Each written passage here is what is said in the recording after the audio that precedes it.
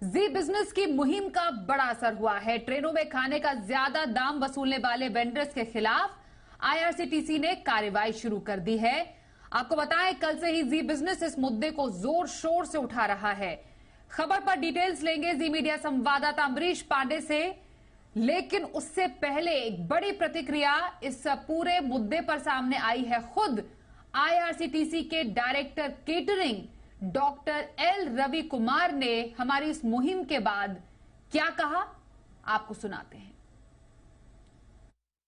Mechanism तो बहुत है, आपका कल हाईलाइट किया है।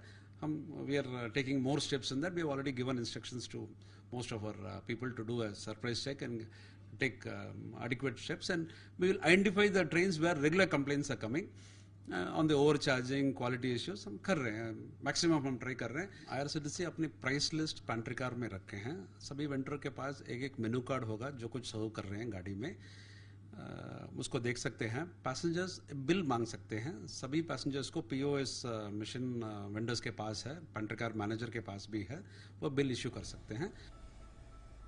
आइए अब बात करते हैं हमारे संवाददाता अमरीश पांडे से। अमरीश, 24 घंटे में एक बड़ा इंपैक्ट जी बिजनेस की खबर का देखने को मिला है और जनता की हक में इस आवाज को हमने उठाया और इसका दूर तक हम एक बड़ा असर देख रहे हैं।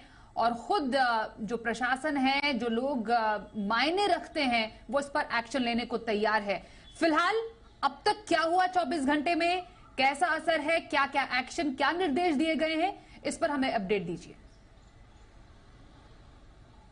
बिल्कुल सही कहा आपने कि हमारी खबर दिखाने के मात्र 24 घंटे के भीतर इतने सारे एक्शन हो चुके हैं इस बात पे कि हम इसको एक बड़ा इम्पैक्ट जरूर कह सकते हैं। और जब भी कस्टमर की बात या कंज्यूमर की बात आती है तो हम उसकी आवाज़ हमेशा उठाते हैं और उसको एक्शन तक लेकर भी आते हैं। आईआरसीटीसी ने हमारी खबर के बाद एक्शन लिया है और जो ऐसे रूट्स हैं जहाँ पे कि ज़्यादा भीड़ होती है या फिर जिस रास्ते पे ज़्यादा ट्रेन्स हैं, ओवर क्राउडिंग जहाँ पर है, उन रास्तों पर औचक निरीक्षण के लिए अलग से छोटी छोटी टोलियाँ बनाई गई हैं जो कि ट्रेनों में घुसेंगी, कुछ अधिकारी के तौर पे, कुछ पैसेंजर के तौर पे, और खुद जानेंगे कि आखिर उनको किस तरह की समस्याओं को झेलना पड़ता है अगर कंज्यूमर होते हैं वो। तो इसके साथ साथ आईआरसीटीसी ने उन तमाम वेंडर्स को एक चिट्ठी लिखी है और साफ शब्दों में ये कहा है कि अगर आप अला कार्ट मेन्यू से छेड़छाड़ करते हैं तो कंज्यूमर को ये बताइए कि हमने ये चीज मेन्यू के साथ ऐड ऑन की है। अगर आप जानबूझकर फोर्सफुली उसके साथ कुछ बेचते हैं तो ये तत्काल प्रभाव से इस प्रैक्टिस को बंद कीजिए, और अगर ये नहीं बंद करते हैं तो हम फिक्स मेन्यू वाले मेन्यू पे वापस आ जाएंगे। अला कार्ट को हम तत्काल प्रभाव से बंद भी कर सकते हैं।